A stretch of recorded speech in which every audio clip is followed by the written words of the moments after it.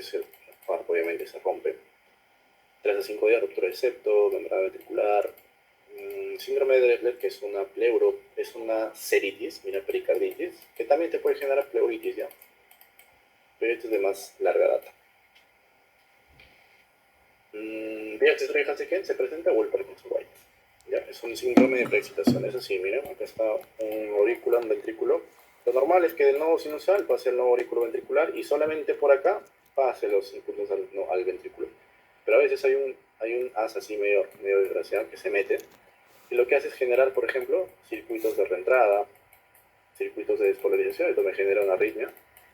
Este es el Wolff-Parkinson-White. ¿Listo? Wolff-Parkinson-White me va a dar QRS ancho, pero sobre todo por la onda delta. Ya, eso tengan en cuenta. Esta es cuestión de datos ya, ¿no? Porque así nos vamos a mover si les digo todo el Wolff-Parkinson-White. Simplemente cuando les digan, haz de Kent al toque, piensen en Wolff-Parkinson-White. Ya. ¿Por qué? Por vía accesoria. A ver, mujer de 21 años de emergencia por haber presentado palpitaciones, agitación y desmayo. Al examen clínico palidez, algo confuso, presenta de pulso 190. ¿Cuál es el diagnóstico comparable? Miren, esto puede ser de todo ya. Si no te dice esto, pulso filiforme. Si no te dice eso, puede ser cualquier cosa, cualquier arritmia. Mujer, 21 años de edad, palpitaciones, agitación, se ha desmayado, palidez, algo confuso. Puede ser cualquier cosa. Palpitaciones, ¿por qué? Está ansiosa, palpitaciones. Ha corrido, palpitaciones.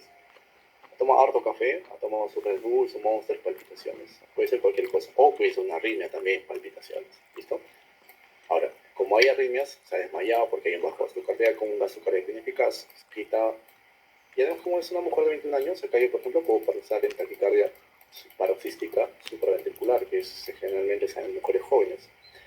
Pero luego me da este dato de acá, y como les he dicho, cuando yo borro puede ser cualquier cosa. Pero si yo veo acá y me dicen pulso filiforme, cuando ustedes le digan pulso filiforme, solamente piensen en una arritmia, que es la fibrilación auricular. La fibrilación auricular viene con pulso filiforme. ¿Qué es la fibrilación auricular? Es cuando la aurícula hay circuitos de micro reentrada y generan un caos en la aurícula. Ahora, excitación. Un caos en la aurícula y la aurícula como que se contrae así medio mal, pero se contrae, pero se está contrayendo. Pero no genera una contracción de vapor. Son como que intentos de contracción y en el EKG se lo van a ver así. Vamos a hacer EKG por acá.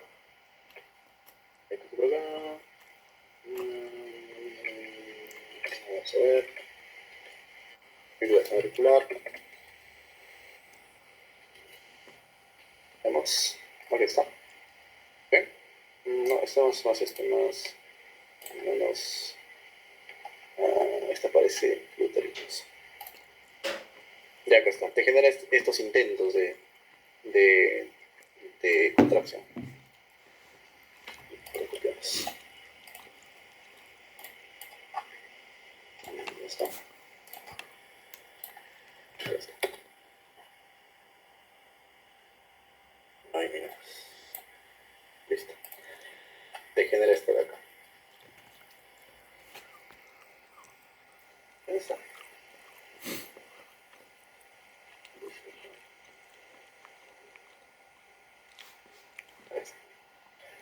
Bien, si tú me dices que esta es una onda P, yo no te creo.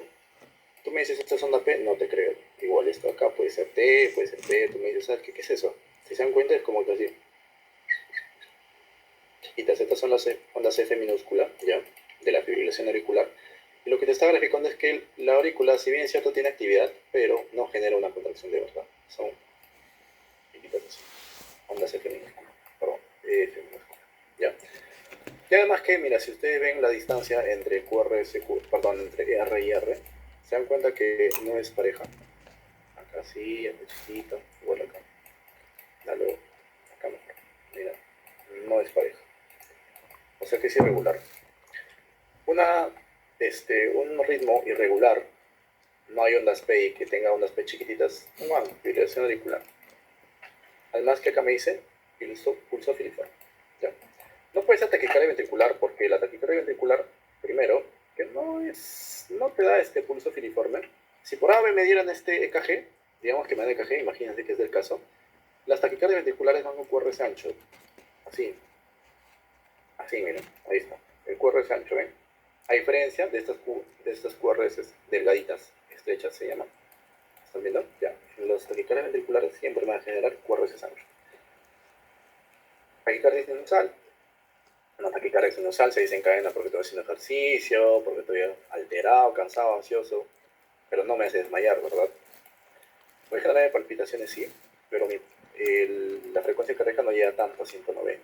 Y además que me dice filiforme, ¿no? Aleteo auricular, mira, podría ser, pero como les digo, simplemente por este filiforme, ya como que sale el flutter o el aleteo, no hay tampoco.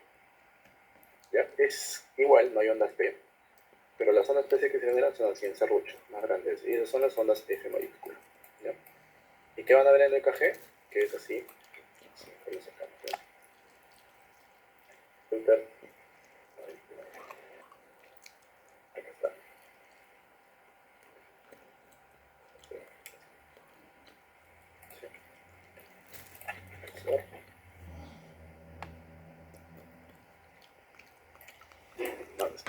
Entonces, flutter, come el flutter, miren, acá está.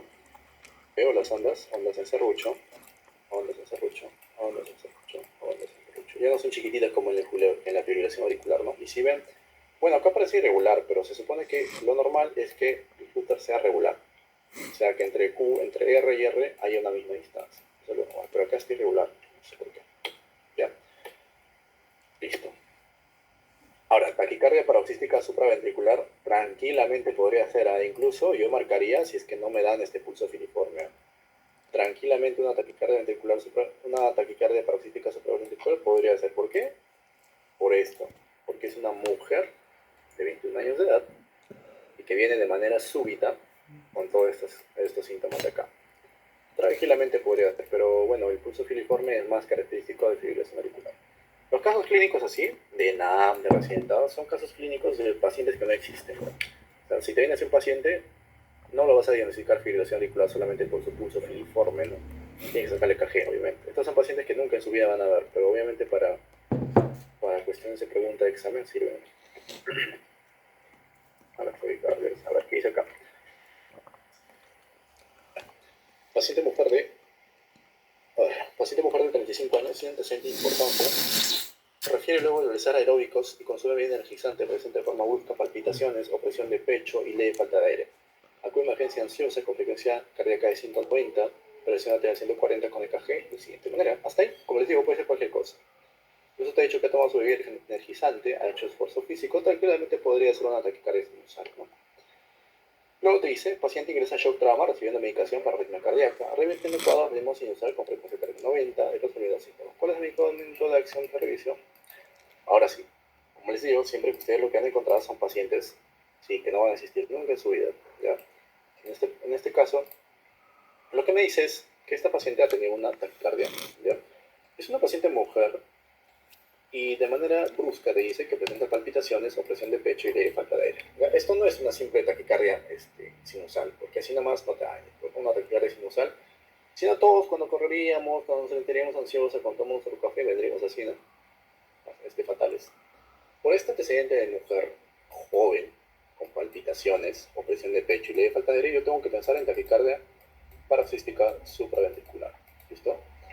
Ahora me dice frecuencia cardíaca de 190 para una taquicardia sinusal es demasiado. ¿Ya?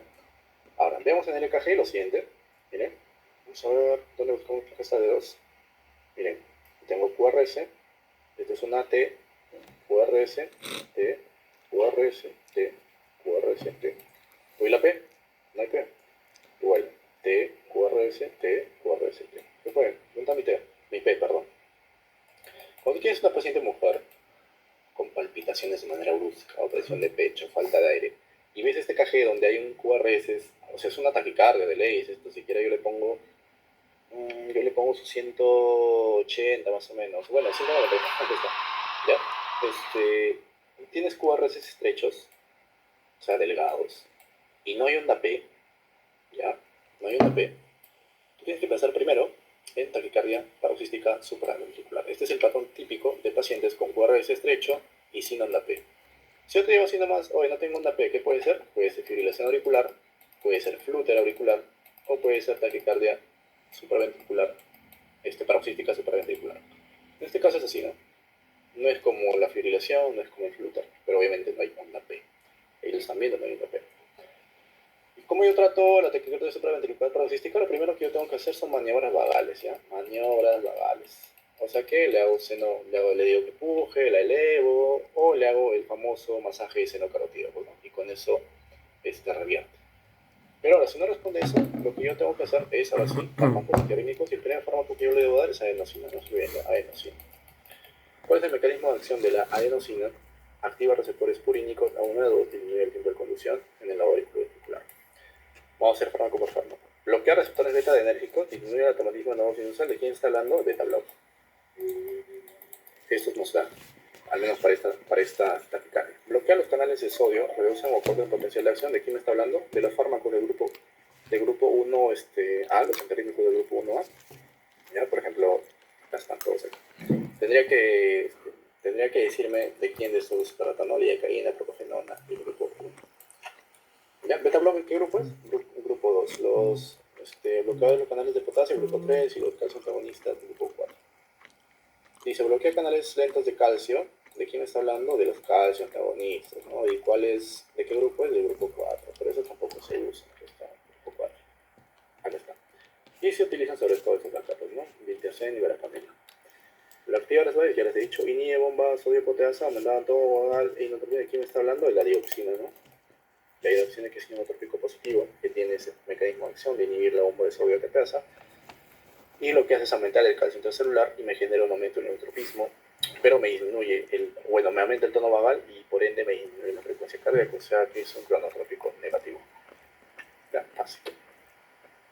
Lamentablemente esto de acá de antiarrítmicos es cuestión de memoria, lo tienen que memorizar nada más, si no, no se va a poder. Algunos manejan hasta el grupo 4, ¿ya? Manejan hasta el grupo 4 los fármacos, pero otros agregan un grupo 5 en donde se encuentra, por ejemplo, atropina, digoxina, valproatina, ranosalina. Acá está, por ejemplo, el sulfato de magnesio también. Algunos prefieren poner acá también la adenosina. Si se dan cuenta, no hay adenosina. ¿Dónde está adenosina? No hay. Por eso es que este grupo 5, más o menos de los excluidos, por así decirlo, entre comillas, en donde se encuentran adenosina, atropina, dioxina, valproatina, ranosalina, sulfato de magnesio, etc. Fármacos que no se han incluido en nuestra clasificación clásica de Bunny Williams, pero que sí son antiarrítmicos, por ende lo ponen en el grupo 4. Paciente varón de 80 años con antecedente de insuficiencia cardíaca ingresa a emergencia por disnea, reposo y edemas generalizados con intolerancia al decúbito.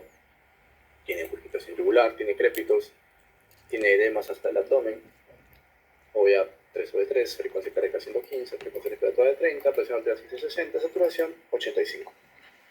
¿Cuál es el mecanismo de acción de uno de los fármacos que sirve para aliviar los síntomas? Vamos a ir analizando el caso, ¿ya? Vamos a dar marcador, acá está. Dice, paciente varón de 80 años, ya es un paciente mayor, antecedente de insuficiencia cardíaca. O sea, este paciente ya viene con insuficiencia cardíaca. ¿Qué probablemente le haya generado su insuficiencia cardíaca? ¿Cuáles son las causas de insuficiencia cardíaca? En primera, cardiopatía isquémica. ¿Ya? Primera causa de insuficiencia cardíaca, cardiopatía isquémica. O sea, este paciente en algún momento se infarta y de lo que su corazoncito era así limpiecito, todo el músculo bien funcionante, ahora esta parte de miocardio ya no sirve. Obviamente si yo le quito una parte de miocardio a mi corazón, no va a ser como normalmente solía ser. Y por ende va a ser insuficiente para lo que normalmente hacía. Como que a un, no sé, como que a un pianista tú le quitas 2 dedos. ¿Va a ser el mismo pianista? No, ¿verdad? Lo mismo acá. En el corazón tú le partes un pedazo de corazón, ya no va a hacer lo mismo el corazón. Se va a convertir en insuficiente para lo que normalmente este corazón hacía. Ahora, dice que este paciente ingresa a emergencia por disnea, reposo y edemas generalizados. Vamos con la disnea. Disnea es la sensación de ahogo, ¿no? Falta de aire. Y yo tengo que pensar en dos situaciones, bueno, más creo, ¿ya? En disnea, cuando me dicen disnea, o sea, el paciente viene con disnea, ¿ya? De manera súbita. Primero, TEP. Tromboembolismo pulmonar, disnea súbita. Sobre todo si te dicen paciente estaba viajando, paciente que estaba operado y ahora ya con disnea súbita, TEP. Segundo, lo que tengo que pensar es en edema agudo de pulmón. ¿Ya? En el contexto de que te dicen, ¿sabes qué? Un paciente con insuficiencia cardíaca ha venido, o un paciente posinfartado, ahora después de 7 días, ahora chaqueta con disnea, ¿qué pasa? Probablemente edema agudo. 3. Infarto agudo del miocardio. Pero tú me has dicho que infarto es con dolor torácico. Pacientes con diabetes mellitus, pacientes ancianos, pacientes mujeres A veces no te hacen la clínica florida del dolor torácico. Lo que ellos te hacen es, por ejemplo, una disnea. Te pueden hacer disnea o incluso pueden pasar asintomáticos, sobre todo los ancianos. Ya que es un anciano, por ejemplo. ¿Ves? Ahora, ¿por qué me hacen disnea? Sí, sobre todo porque alteran sus mecanismos fisiopatológicos, del dolor, etcétera. O sea, es todo un chiste. Pero estos pacientes te hacen, en vez de hacerte un dolor torácico, te hacen disnea, ¿ya? Pacientes con diabetes mellitus, pacientes mujeres, pacientes ancianos, te hacen disnea. Y ahora, esta disnea pasa a llamarse equivalente a anginas. O sea que es un equivalente a una angina. Yo le tengo que dar la misma importancia de que como si se tratara de una angina. Así que si yo te digo, paciente con diabetes viene a la emergencia con disnea súbita, tú tienes que tratar esa disnea como si se tratara de un paciente que viene con dolor torácico. No puedes descartar infarto de miocardio. Ah, no, pero escucha que no le duele el pecho, ¿no? No tiene disnea, ¿no? Probablemente no es infarto, es el pulmón. ¿Ya? Búscale pulmón. Les estoy diciendo que disnea también es un equivalente anginoso. Entonces, cuando ustedes les digan, viene paciente con disnea súbita, piensen en TEP primero, edema agudo de pulmón e infarto agudo de miocardio. Obviamente, de acuerdo al antecedente. En este caso, como nos dicen que es un paciente con insuficiencia cardíaca, yo lo que tengo que pensar primero es en edema agudo de pulmón, ¿no? ¿Ya? ¿Por qué se da el edema agudo de pulmón? Porque el corazón, como no puede bombear bien su sangre, se empieza a encharcar acá, aumenta sus presiones dentro del ventrículo y la aurícula tiene que trabajar con presiones elevadas. La aurícula no está acostumbrada a eso, así que empieza también a aumentar su presión y esta presión se empieza a transmitir de manera retrógrada hacia las venas pulmonares y de las venas pulmonares a los pulmones, a los capilares pulmonares. Los capilares pulmonares no están acostumbrados a trabajar a presiones altas y esto lo que me genera es exudados, ¿ya? Sale el líquido de los capilares exudados y eso obviamente me genera el edema agudo de pulmón, ¿ya? Y esto me da disnea. Ahora te dicen, edemas generalizados, ¿ya? El paciente con edemas generalizados, ¿qué puede ser? Cuando te dicen edema, tú piensas en dos. Bueno, tres, ¿ya? Cuando te dicen edema, piensa en tres. Vamos a marcar bien. Piensa primero en riñón, segundo en corazón y tercero en hígado. Listo. Riñón, ¿por qué? Síndromes nefróticos, nefríticos, perdedores de proteínas, me van a dar edema. Corazón, ¿por qué? Porque cuando hay una congestión, en este caso, digamos que ya el pulmón se ha acostumbrado a trabajar con presiones altas, pero ahora, ¿quién es el que paga pato? La arteria pulmonar, ¿no? También empieza a elevar su presión y ahora, ¿quién paga pato? El ventrículo derecho. El ventrículo derecho es una cavidad con baja presión. No está acostumbrada a trabajar a presiones altas, entonces también se encharca, también le transmite a la aurícula derecha. ¿Y de la aurícula derecha quién está abajo? La vena cava. ¿Y quién está arriba? La vena cava. Vena cava superior, vena cava inferior. Vena cava superior, ¿a dónde transmite? A la yugular. Y la yugular, entonces tú ves ingurgitación yugular. ¿Por qué? Porque hay aumento en las presiones. Y abajo, como está la vena cava inferior, ¿a dónde está llegando? Al hígado. Se genera ascitis, se genera hipertensión portal, etc. Y obviamente los edemas, ¿no? Entonces, luego hígado, hepatopatías, por ejemplo, crónicas. El hígado está involucrado, por ejemplo, en la síntesis de albúmina. Igual, pérdida de proteínas, edemas. Entonces tienes que pensar siempre edemas, riñón, corazón y hígado. Con intolerancia al decúbito, bueno, la intolerancia al decúbito es un signo semiológico de edema o del pulmón, ya que cuando tú te echas, toda la sangre viene hacia arriba, hacia el corazón, y obviamente, como la sangre sube, te encharcas más y tienes intolerancia al decúbito, pues, ¿no? Al examen tienes ingurgitación yugular, ya les he dicho por qué. Crépitos en ambos campos pulmonares. Los crépitos se generan cuando hay agua en los, entre comillas, ¿no? Cuando hay agua en los pulmones, ¿ya? Cuando yo tengo agua en los pulmones o cuando yo tengo secreciones, por ejemplo, en neumonía, yo tengo exudados. En insuficiencia cardíaca yo tengo transudados. Entonces yo puedo escuchar crépitos. ¿Ya? Crépitos siempre piensa en neumonía o insuficiencia cardíaca. Una de dos. Pulmonares, los tres inferiores. Edemas hasta el abdomen con fobia, ya los edemas ya les he dicho porque frecuencia cardíaca 115, frecuencia respiratoria 30. Así que y miren, saturación, ya para la última, la cereza del pastel, está saturando 85%. Quiere decir que no hay un buen intercambio gaseoso. Y que hay algo en el pulmón. Ya, con esto ya te he hecho suficiente. Y miren la radiografía de tórax. La radiografía de tórax está bien bonita acá. ¿Por qué? A ver. ¿Por qué? Miren lo que genera. Miren lo que hay. Acá lo voy a dibujar. Entonces, miren.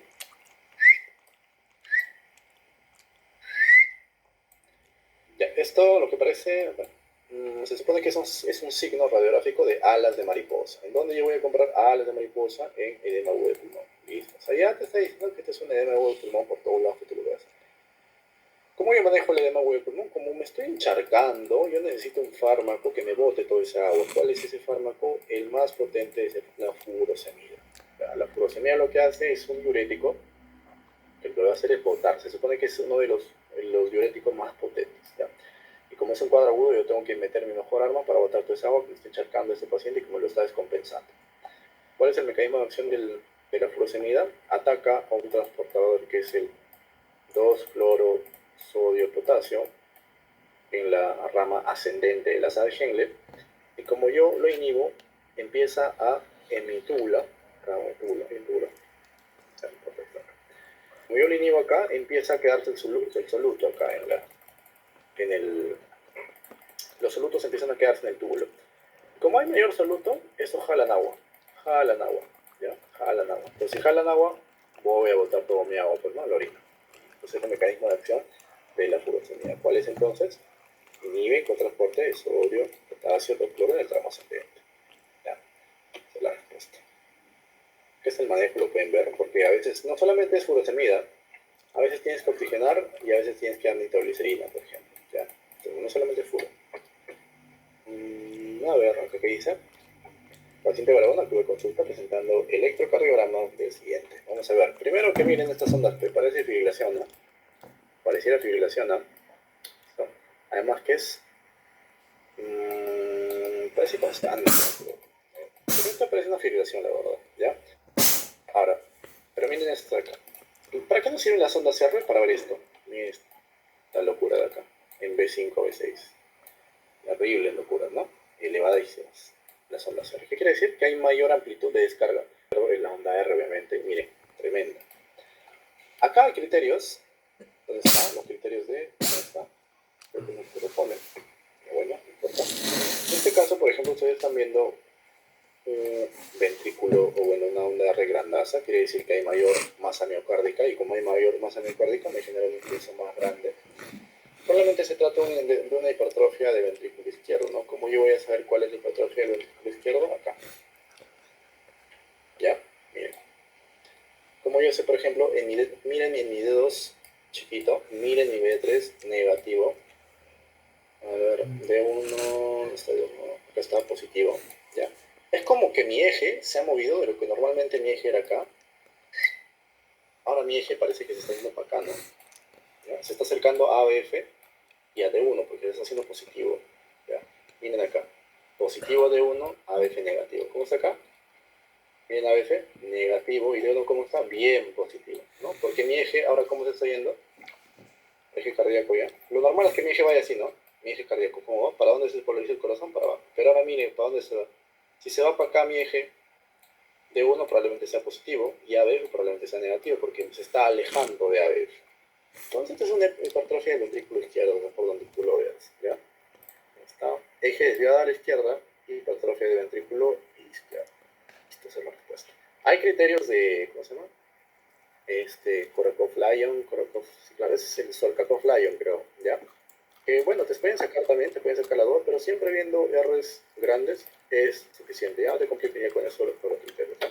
Lo sacas tu eje y lo puedes sacar, ¿no? Ahora, mire, he visto que varios libros te dicen que el eje del corazón está entre 0 grados y 90 grados, pero lo que maneja el doctor Vargas, por ejemplo, él te dice que es de menos 30 grados hasta 90 y está bien, porque también varios te dicen eso, ¿no? No está mal, obviamente. Usted empieza a hacer su práctica de medicina interna en el Hospital 2 de Mayo, donde el primer día de su guardia le solicitan examinar el aparato cardiovascular a su paciente. Al examinarlo, usted encuentra su aparato cardiovascular en perfectas condiciones, sin ninguna alteración aparente. Posteriormente, le solicitan tomar una EKG y se observa que sus complejos correctos son negativos en ABF, en T2, en T1, pero positivo en ABR. ¿Cuál sería la implicación más probable de estos resultados? A ver, está. Esto me puede servir mejor. EKG normal, pero mejor. Normalmente, como les he comentado, como el eje cardíaco, para que así lo entiendan. Este es mi corazón.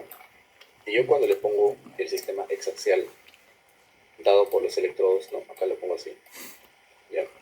Acá está ABF. Acá está D1. ¿No? Por acá está D2. ¿Ya? ¿Cómo va mi eje? ¿Cómo se despolariza el corazón? El corazón se despolariza de arriba para abajo. Este es el eje o el vector que sigue. ¿Hacia dónde cae? Entre acá, entre todo esto. Por eso que a veces dicen que entre 0 grados y 90 grados vendría a estar el eje cardíaco. Pero se acepta hasta menos 30, ¿ya? Listo.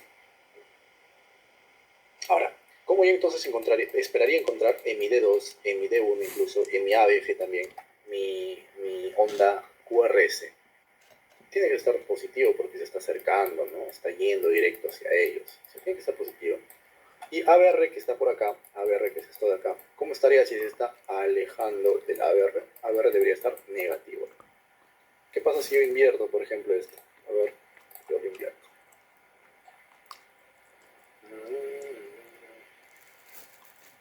Yo lo invierto, ¿ya? Ahora, ¿qué pasa? Ya ves, mi eje, digamos, va para allá, ya que está ABR.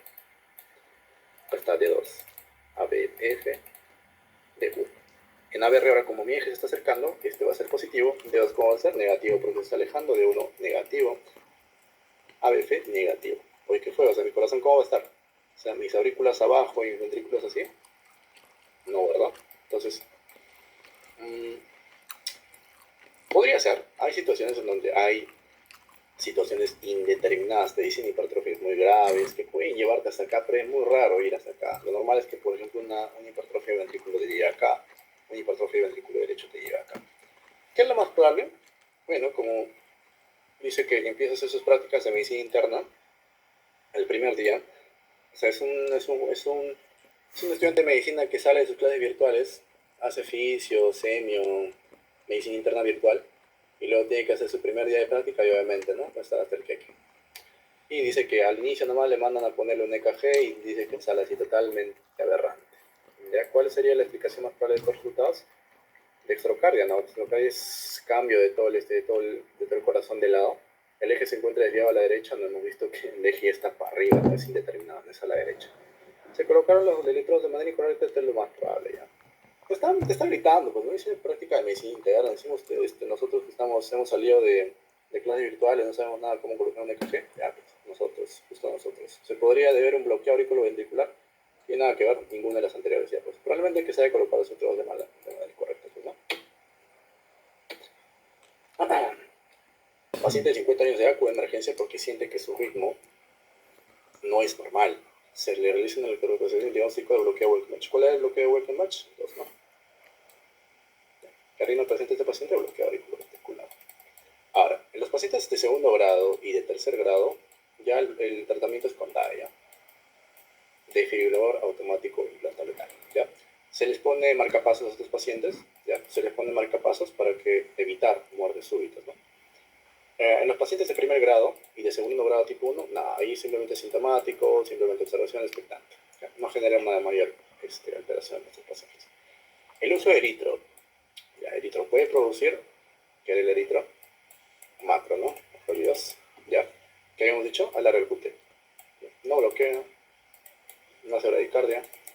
Ondas delta es Wolf Parkinson White. Presencia de perro alargado, no, perro alargado para quién es Wolf Parkinson White y para bloqueos. QT. Ya. Obviamente el QT corregido, pues no tiene que corregir QT con fórmula de Bassett. ¿Qué es? Ya. Muchachos, ¿les parece si hasta ahí nos quedamos? Mucho que me haya dado un placer. Sí, tengo que explicar.